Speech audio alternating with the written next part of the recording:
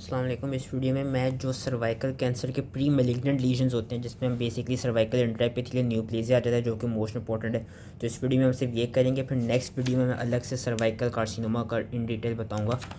तो cervical cancer के risk factors क्या होते हैं? एक तो सबसे इंपॉर्टेंट एज आता है, यूजली जो यंग फीमेल्स होती हैं उनमें सर्वाइकल कैंसर होता है। उसके अलावा having contact with those males जिनके मल्टीपल सेक्सुअल पार्टनर्स हो, हाई पैरिटी, और अगर कोई फीमेल ओरल कॉन्ट्रासेप्टिव को यूज़ कर रही है, वो कोई फीमेल जो स्मोकिंग कर रही है, या कोई ऐसी फीमेल जो इम्यूनोसप्रेसिव ड्रग्स ले रही है, ये सारे रिस्क फैक्टर्स होते हैं। और जो मोस्ट इंपॉर्टेंट रिस्क फैक्टर होता है जिसकी अभी हम बात करेंगे वो है परसिस्टेंट एचपीवी का infection which is human papilloma virus. तो ह्यूमन पेपिलोमा वायरस की भी हमें पता है कुछ हाई रिस्क टाइप्स होती हैं और कुछ लो रिस्क टाइप्स होती हैं। जो हाई रिस्क टाइप्स होती हैं जिनमें हमारे पास HPV-16 और HPV-18 आ जाती हैं, वो ज़्यादातर सर्वाइकल कैंसर कराती हैं, जिनमें से जो मोस्ट इंपॉर्टेंट है वो HPV-16 है, क्योंकि देखा गया कि जो HPV-16 होती है वो usually it is associated with 60% of cervical cancers, whereas HPV-18 is associated with 10% cases of cervical cancers.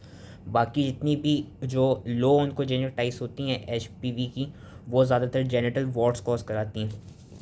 अब मैंने क्या कहा था कि जो मोस्ट इंपॉर्टेंट रिस्क फैक्टर है that is persistent HPV infection. वो परसिस्टेंट इन्फेक्शन मैंने इसलिए कहा था क्योंकि जो जेनिटल HPV का इन्फेक्शन होता है it is usually common infection of the genital area and ज़्यादातर एसिम्प्टोमेटिक होता है। यूजली जब क्या कहते हैं ऑनसेट होती है सेक्सुअल एक्टिविटी की, उस वक्त HPV के इन्फेक्शन ज़्यादातर देखे जाते हैं। और जो यंग वुमेन होती हैं between 20 and 24 years of age, क्योंकि यूजली वुमेन में तब सेक्सुअल एक्टिविटी का ऑनसेट होते हैं, तो ज़्यादातर उन वुमेन में HPV के इन्फेक्शन हो रहे होते हैं और वो एसिम्प्टोमेटिक होते हैं। एंड 50% ऑफ द टाइम्स के जो HPV इन्फेक्शन होते हैं they are clear within 8 months and 90% of the times these infection are clear within 2 years।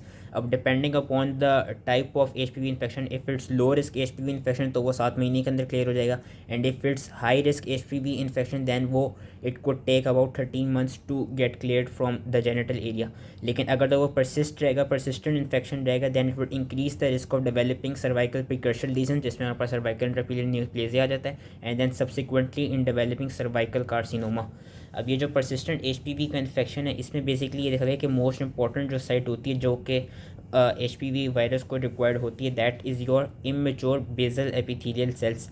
Because जो हमारे सेल्स होते जो वायरल सेल्स होते हैं, HPV जो वायरस होता है इट यूजली करता क्या है, जो इमेच्योर जो बेसल सेल्स होते हैं उनको इन्फेक्ट करता है, और जो मच्योर सेल्स होते हैं वहाँ पे वो रेप्लिकेट कर रहे होते हैं। अब मेच्योर सेल्स और जो इमेच्योर सेल्स हैं वो जेनिटल ट्रैक्ट में कहाँ पे होते हैं? मोस्ट इंपॉर्टेंटली जो ट्रांसफॉर्मेशन जोन होता है, जिधर सर्विक्स वेजाइना में कन्वर्ट हो रहा होता है, जिसको हम स्क्वामो कोलमनार जोन भी कहते हैं, वहाँ पे हमें काफ़ी सारे इमेच्योर मेटाप्लास्टिक स्क्वामस सेल्स मिलते हैं, and that side is most vulnerable to HPV infection. ज़्यादातर वहीं पे जाके HPV क्या कहते हैं इन्फेक्ट करता है। एंड कोई अगर ऐसी जगह हो जहाँ पे स्क्वामस एपिथेलियल ट्रॉमा हो एंड वहाँ पे रिपेयर चल रहा हो, उन साइड्स को भी HPV के वायरस जाके इन्फेक्ट करता है। लेकिन जो मोस्ट इंपॉर्टेंट साइट है जहाँ पे HPV का इन्फेक्शन होता है फीमेल्स में, वो याद रखनी है, that is your transformation zone at the level of cervix, where ये कहते हैं where there is basically immature metaplastic squamous cell present which are present in the squamo columnar junction.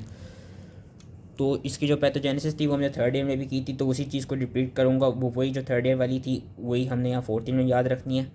कि मैंने पहले एक चीज़ बता दी, इन्फेक्ट किसको करता है? इमेच्योर स्क्वामस सेल्स को, और रेप्लिकेशन किधर होती है? मेच्योर स्क्वामस सेल्स में होती है। E6 और E7 मेन प्रोटीन्स होती हैं जो कि पैथोजेनेसिस कॉज कराती हैं। E6 का हमें पता है कि वो P53 को इनएक्टिवेट करता है, और E7 का हमें पता है वो रेटिनोब्लास्टोमा को इनएक्टिवेट करती है। किस तरह इनएक्टिवेट करती है वो भी हमें पता है कि जो E7 होता है वो क्या कराता है, जो रेटिनोब्लास्टोमा की एक्टिव फॉर्म है जो कि हाइपोफॉस्फोराइलेटेड फॉर्म होती है उसको जाके बाइंड करता है और उसकी डिग्रेडेशन कॉज करा देता है। एंड ये ऑल्सो क्या कराता है, ये जो P21 एंड P27 होते हैं which are cyclin dependent kinase inhibitors, उनकी इनहिबिशन कॉज करा देता है। और E6 क्या कराता है? E6 हमें पता है कि एक तो वो जो P53 होती थी उसकी डिग्रेडेशन को प्रमोट कर देता था थ्रू प्रोटियोसोम, एंड वो जो टर्ट होता था which was your telomerase reverse transcriptase उसको एक्टिवेट कर देता था। As a result it would upregulate the expression of telomerase leading to cellular immortalization. और E7 के फंक्शन से क्या हो रहा था? There was enhance cell cycle progression and there was also impaired in the ability of the cells to repair DNA damage. ये इसकी वो थी पैथोजेनेसिस थी जो कि हमने थर्ड ईयर में भी की थी, जो कभी कभी फोर्थ ईयर में भी पूछती जाती है। अब इसकी वजह से हमने क्या कहा कि जब परसिस्टेंट HPV इन्फेक्शन रहेगा तो क्या होगा? कॉज होगा सबसे पहले हमारे पास एक प्रिकर्सर लीजन जिसको हम पिछले ज़माने में कहते थे सर्वाइकल इंट्राएपिथेलियल न्यूप्लेजिया, लेकिन आजकल हम उसको कहते हैं स्क्वामस एपिथेलियल लीजन। अब that squamous intraepithelial lesion could either be low grade और हाई ग्रेड।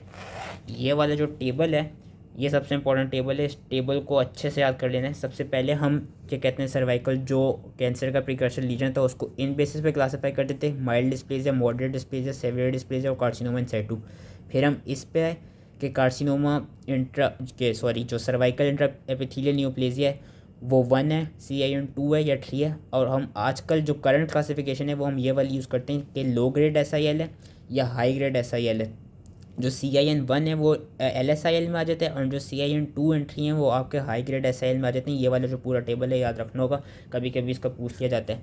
अब ये देखा गया है कि जो low grade squamous intraepithelial neoplasia होता है it does not progress directly to invasive carcinoma. इसके जो मोस्ट केसेस होते हैं they regress spontaneously and only a small percentage progress to HSIL। इसका भी अलग से टेबल बना हुआ है, वो मैं आगे दिखाऊंगा। और ये देखा गया है कि जो LSIL होते हैं ये basically represent a productive HPV infection के there is high level of viral replication लेकिन only mild alteration in the growth of host cells के low growth squamous intraepithelial lesions में ये और होता है कि HPV का इन्फेक्शन तो होता है लेकिन उससे इतना ज़्यादातर जो स्क्वामस एपिथेलियम है उस पर इतना इफेक्ट नहीं आ रहा होता, उनकी ग्रोथ पे उनकी सेल साइकिल में इतना इफेक्ट नहीं आ रहा होता। और जो LSIL के इन्फेक्शन लीजन्स होते हैं they are 10 times more common than HSIL के लीजन्स। अब जो HSIL वाली लीजन्स होते हैं जो high grade squamous intraepithelial lesions होते हैं they have a high risk of progressing into क्या कहते हैं कार्सिनोमा बिकॉज एक तो इनमें वायरल रेप्लिकेशन कम हो रही होती है, याद रखना है LSIL में वायरल रेप्लिकेशन ज़्यादा थी, HSIL में वायरल रेप्लिकेशन कम है। जो साइटोलॉजिकल चेंजेस थी वो LSIL में कम थी कि there were only mild alterations, whereas HSIL में देखा गया कि there is progressive dysregulation of the cell cycle, increase cellular profession proliferation, decreased और arrested epithelial maturation and lower rate of viral replication, जो कि मैंने चीज़ बता दी। अब हम डायग्नोसिस कैसे करते हैं, किस तरह हम बेसिकली उनको SIL की स्टेजेस पे हम वो करते हैं कैरेक्टराइज करते हैं कि वेदर इट इज़ LSIL और HSIL। हम बेसिकली ये चेक करते हैं कि न्यूक्लियर एटीपिया कितना प्रेजेंट है। We check for nuclear enlargement, hyperchromasia of the nucleus, coarse chromatin granules and variation in the nuclear size and shape. जो CIN 1 है जिसमें बेसिकली लो ग्रेड SIL आ जाता है, CIN 1 में ये देखा गया था कि उसमें हमको कोइलोसिटिक एटीपियम मिलता है और पेरी न्यूक्लियर वैक्यूल्स या पेरी न्यूक्लियर हेलोस मिलते हैं न्यूक्लियस के सराउंडिंगली। एंड जो CIN 1 होता है जो कि basically low grade squamous intraepithelial lesion है आजकल की क्लासिफिकेशन में, उसमें देखा जाता है कि जो इमेच्योर स्क्वामस सेल्स होते हैं they are only confined to lower 1/3 of the epithelium. ये यहाँ पे ये जो डायग्राम्स दी हुई हैं इंपॉर्टेंट डायग्राम्स हैं, ये वाली भी और ये वाली भी, कि ये नॉर्मल सर्विक्स का उन्होंने वो दिखाई हुई हिस्टोलॉजी दिखाई हुई, ये CIN 1 दिखाई हुई कि इसमें क्या होता है कि जो लोअर 1/3 होता है सिर्फ वहाँ के इमेच्योर स्क्वामस सेल्स अफेक्ट हुए होते हैं, बाकी ऊपर के जितने भी सेल्स हैं सारे नॉर्मल होते हैं। ये LSIL में आता है और ये CIN 1 में आता है। अब जैसे ही जो ये इन्फेक्शन है या ये जो एपिथेलियम है जैसे ये एक्सपेंड करता है अपर 2/3 में, so then the LSIL it converts into HSIL। अब जो CIN 2 होता था पहले जिसको हम CIN 2 कहते थे, CIN 2 में क्या होता था कि जो इमेच्योर सेल्स होते थे वो हमको अपर 2/3 लेयर पे मिलने लग जाते थे, as we can see from here कि लोअर 1/3 तो बिल्कुल ही इमेच्योर हो गई है, अपर 2/3 में भी हमको इमेच्योर सेल्स नज़र आने लगे। लेकिन इसमें क्या होता था, इसमें मेन खास बात ये थी कि जो सुपरफिशियल एपिथेलियम होता था वो मेच्योर होता था, उसकी जो अपनी कैरेक्टरिस्टिक फीचर्स थे वो मेंटेन रहते थे। वेयर एज CIN 3 में क्या होता है, CIN 3 में ये होता है कि जो फुल थिकनेस होती है एपिथेलियम की इंक्लूडिंग द सुपरफिशियल लेयर वो सारी अफेक्ट हो चुकी होती है, वो सारी डैमेज हो चुकी होती है, उन सब में हमको न्यूक्लियर एटीपिया मिल रहा होता है। तो ये एक क्या कहते हैं डिफरेंस था जो कि हमें CIN 2 CIN 3 में याद रखना था। इससे रिलेटेड MCQs बहुत आ जाते हैं और इस फिगर को अच्छे से पढ़ लेना कि ये नॉर्मल सर्वाइकल वो हिस्टोलॉजी है। CIN 1 में only lower 1/3 is involve, CIN 2 में क्या कहते हैं अपर 2/3 आर गेटिंग इन्वॉल्व, लेकिन जो सुपरफिशियल वो है एपिथेलियम है that is maintained, whereas CIN 3 में full thickness of the epithelium is involve. और इसका फिर इन्होंने अलग से वो बताया हुआ है HPV का बताया हुआ है कि जो वायरल लोड्स हैं उस अकॉर्डिंगली उसके भी अकॉर्डिंगली हम वो क्या कहते हैं स्टेनिंग करते हैं to detect HPV। And as I said before कि जो HPV होता है वो करता है कि इमेच्योर सेल्स को इन्फेक्ट करता है, लेकिन जो मेच्योर सेल्स होते हैं उनमें जाके रेप्लिकेट करता है। जो अपर हाफ में यूजली अपर हाफ की केराटिनोसाइट्स काफ़ी मेच्योर होते हैं, वहाँ पे वो रेप्लिकेट कर रहा होता है और हम उसको इस तरह स्टेनिंग के थ्रू देख सकते हैं कि इन्होंने यहाँ दिखाया हुआ भी है कि लेट्स सपोज ये LSIL का एक केस है, लोअर स्क्वामस इंट्राएपिथेलियल लीजन का ये एक केस है। We can say this is lower squamous intraepithelial lesion क्योंकि हमको यहाँ पे ये नज़र आ रहे हैं, पेरी न्यूक्लियर हेलोस नज़र आ रहे हैं और हमको कोइलोसिटिक एटीपिया नज़र आ रहे हैं। जब हमने HPV की स्टेनिंग की तो HPV की स्टेनिंग से हमें क्या मिला कि जो अपर हाफ था, अपर हाफ में मेच्योर सेल्स थे तो वहाँ पे HPV प्रेजेंट है, इसलिए उसकी स्टेनिंग से हमको यहाँ पे HPV इन्फेक्टेड सेल्स हैं वो सारे ब्लैक स्टेंड हो गए और बाकी सारे नॉर्मल हैं। आगे हमने किससे स्टेन किया, आगे हमने स्टेन किया KI67 से। KI67 is basically a marker for mitosis, कि KI67 दिखाया हुआ है, it is a marker for actively dividing cells. Basically ये चीज़ डिनोट करता है कि अगर तो जिन सेल में KI67 प्रेजेंट है वहाँ पे बहुत ज़्यादा माइटोसिस हो रही है, यहाँ पे यानी कि वहाँ पे बहुत ज़्यादा प्रोलिफरेशन हो रही है। और जो लास्ट हमने स्टेन किया हुआ है वो हमने P16 का स्टेन किया हुआ है कि इन सेल्स में ओवर एक्सप्रेशन मिल रहा है P16 का, कि वही क्योंकि हमें पता है कि HPV क्या कराता है, HPV P16 को इनहिबिट कर रहा है, इसलिए उसको ओवर एक्सप्रेशन हमको मिल रहा है। तो ये जिधर P16 को ओवर एक्सप्रेशन मिल रहा है वो सारे सेल्स ब्राउन और गोल्ड स्टेन हो रहे हैं, सिर्फ ऊपर के ही थोड़े से पर्पल बचे हुए जहाँ पे P16 अभी प्रेजेंट नहीं है। तो ये चीज़ इसकी इंपॉर्टेंट थी। जो इनके ग्रेड्स थे, जो ये वाला टेबल था, ये अच्छे से याद रख लेना है। अब इसमें एक चीज़ पता होनी चाहिए कि जो more than 80% of the LSILs यानी low grade squamous intraepithelial lesion and 100% यानी all of the HSILs they are associated with high risk HPVs, जिनमें से जो मोस्ट कॉमन है that is your HPV 16। 20% HSIL जो होते हैं वो डेवलप इंडिपेंडेंटली, मतलब वो LSIL से डेवलप नहीं होते, वो खुद ब खुद ही एकदम से डेवलप हो जाते हैं।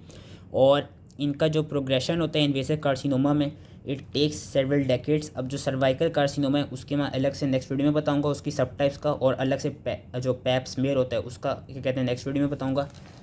अलग से जो एक और टेबल मैंने कहा था याद रखना है वो ये वाला टेबल है जो मैंने जिक्र किया था इधर, कि ये जो स्टेटमेंट लिखी हुई है इसका उन्होंने टेबुलर फॉर्म में बताई हुई है। This table is also important, इसको भी याद रख लेना है कि जो लीजन्स होते हैं लो ग्रेड वाले 60% रिग्रेस कर जाते हैं, only 30% of them persist and 10% of them progress to HSIL, whereas जो HSIL के केसेस होते हैं 30% रिग्रेस कर जाते हैं, 60% परसिस्ट करते हैं और सिर्फ 10% डेवलप करते हैं कार्सिनोमा में। और मैंने वैसे बता दिया कि जो 20% होते हैं they develop without any pre existing lesion of LSIL। और ये चीज़ दिखाई हुई कि जो 10% कार्सिनोमा में डेवलप करते हैं they take around 2 to 10 years to develop into invasive cervical carcinoma. तो इसीलिए उसकी हमको क्या कहते हैं, बल्कि मैं नेक्स्ट वीडियो में बता दूंगा पैप्स में का। So that was all related to cervical intraepithelial neoplasia and the squamous intraepithelial lesions. I hope easily समझ में आ गया। एंड ये दो टेबल्स अच्छे से याद कर लीजिएगा। Thank you.